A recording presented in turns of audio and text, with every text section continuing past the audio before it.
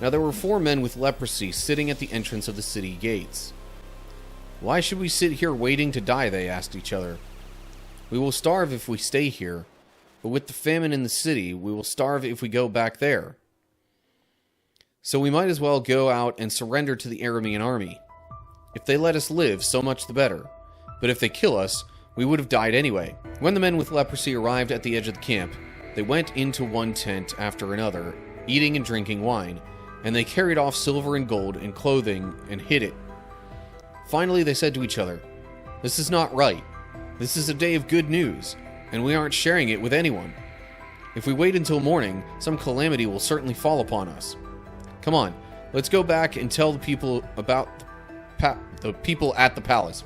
Sorry. What's up, cool people? My name's Matt. Welcome back to our Bible study.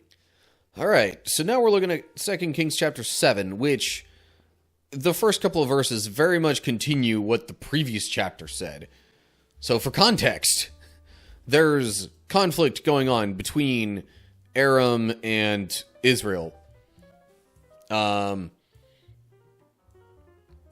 Arameans even went to try and capture Elisha, but Elisha, with help from God, essentially redirected those people to the point where they would have been captured.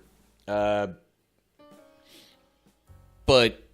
treating them more like prisoners of war, he instead says, "No, just let them go back."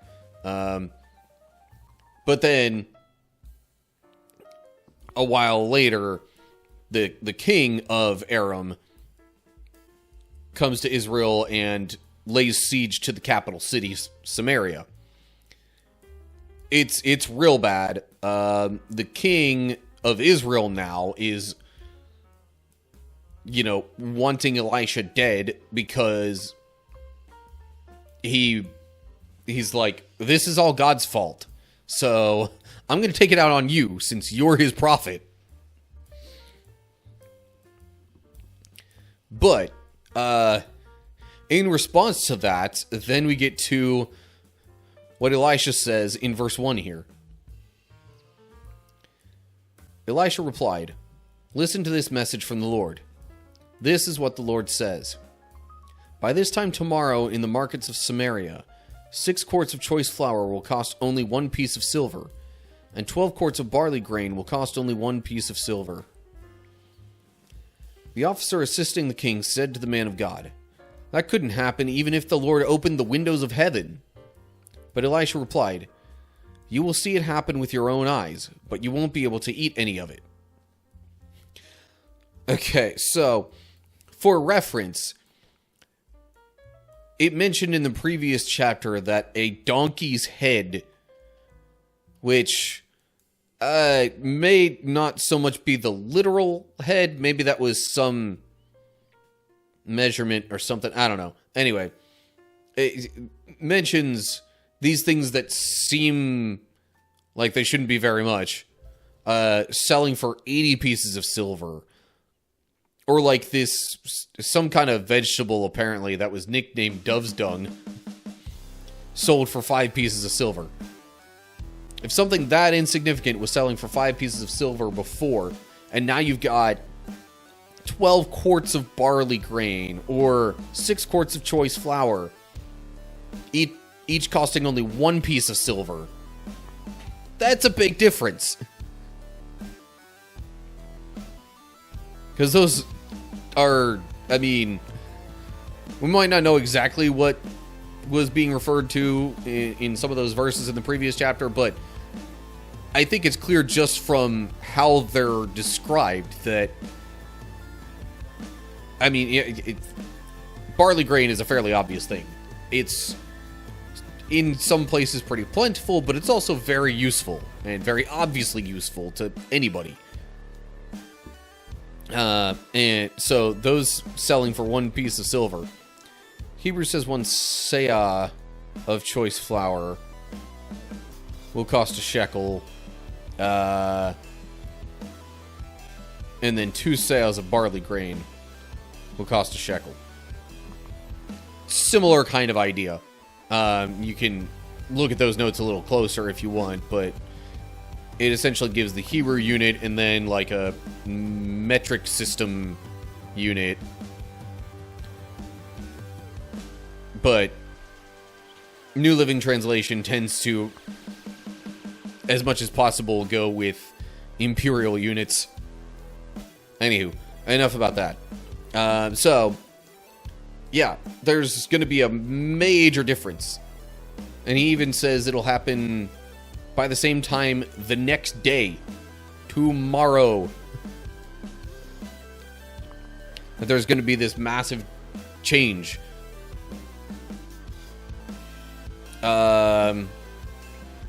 So, seemingly in the midst of that situation, then we get to this stuff in verse 3 here. Or maybe there's a bit of a break from that. I don't know. Anyway, let's move ahead to verse 3. Now there were 4 men with leprosy sitting at the entrance of the city gates.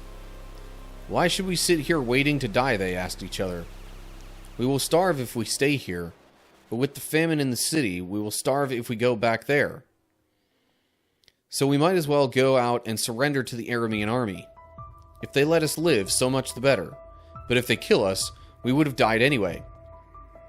So yeah, definitely relevant to the whole siege situation. It's like, well, we got nothing here, there's nothing in the city. Shoot, we might as well give ourselves up. It's not like we have a better chance anywhere else. Note there at leprosy could just be rendered as a contagious skin disease. Kind of a catch-all term for various things. But still, skin disease that is,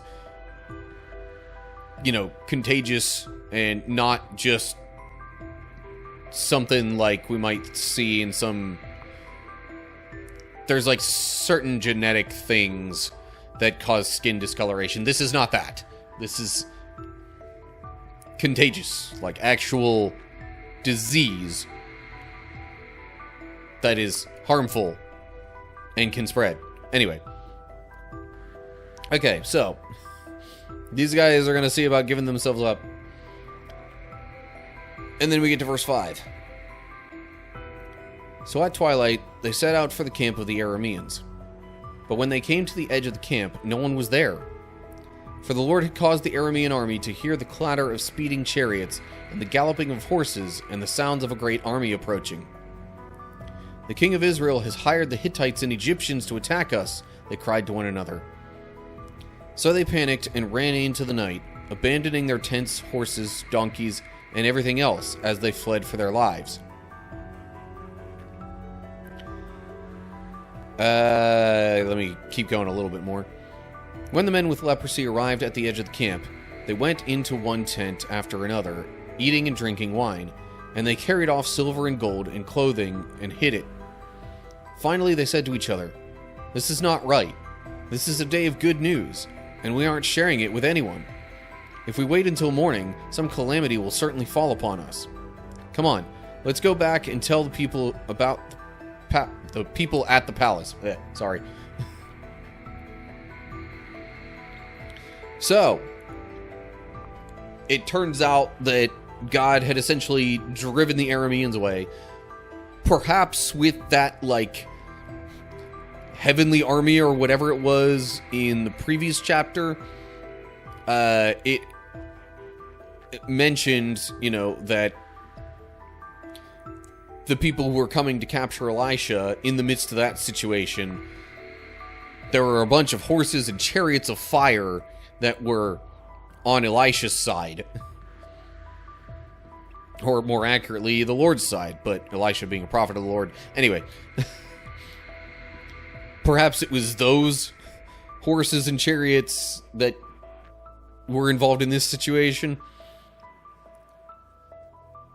Now, I guess the Arameans assumed that it was the Hittites and Egyptians, possibly in the people of Muzur, a district near Cilicia.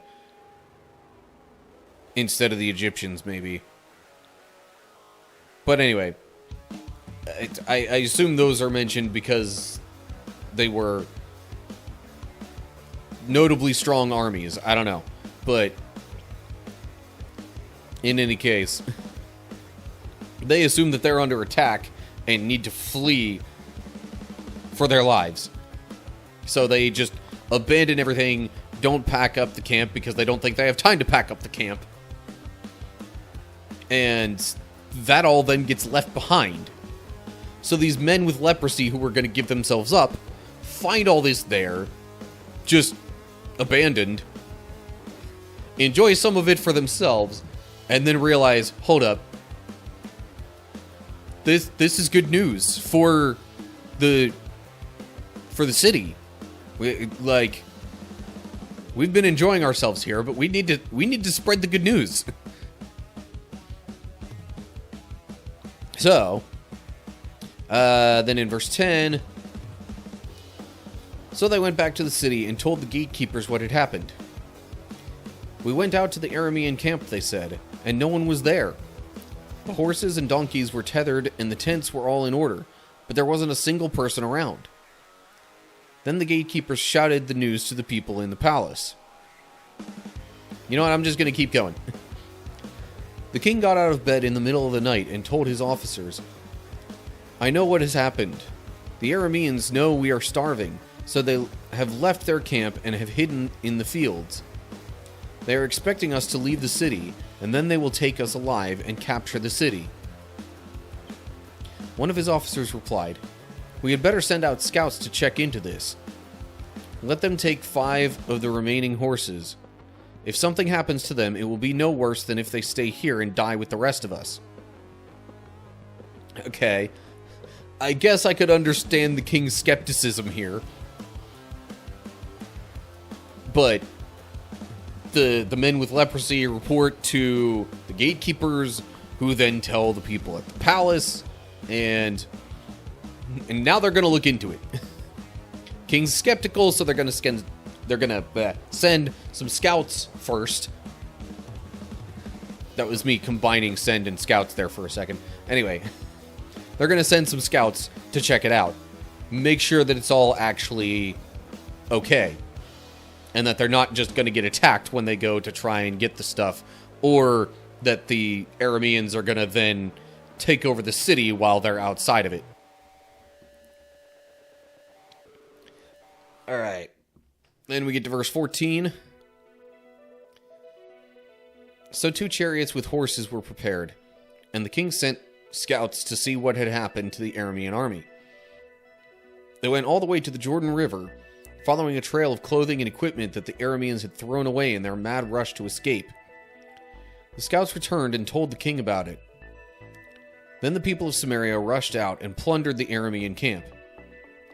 So it was true that 6 quarts of choice flour were sold that day for 1 piece of silver, and 12 quarts of barley grain were sold for 1 piece of silver, just as the Lord had promised.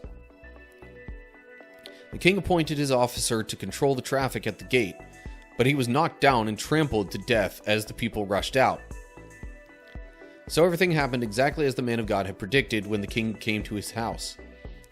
The man of God had said to the king, By this time tomorrow, in the markets of Samaria, 6 quarts of choice flour will cost 1 piece of silver, and 12 quarts of barley grain will cost 1 piece of silver. The king's officer had replied, That couldn't happen even if the Lord had opened the windows of heaven. And the man of God had said, You will see it happen with your own eyes, but you won't be able to eat any of it. And so it was, for the people trampled him to death at the gate. So that same officer that had made that comment to Elisha about it basically being impossible is the same one that saw the people rushing out and was actually ordered to try and get it under control, but then got trampled to death. Therefore, seeing evidence of what Elisha said, but not being able to partake in any of it because he got trampled to death. Like, I would say you can't make this stuff up. maybe you could, but who's going to think of something like that to make up? So yeah, that is how the whole siege situation comes to an end, and now Samaria is in much better shape. I'm not going to say better shape than they were before the siege, but at least things are good now. Okay, so Elisha reassures the king of Israel that it's all going to turn out okay.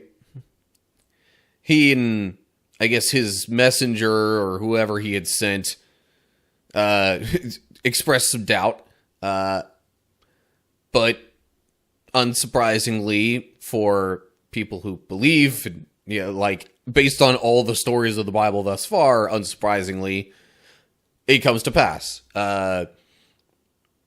It almost makes me wonder if, like, at that time that Elisha sort of got the word from God that, everything would be fine the next day.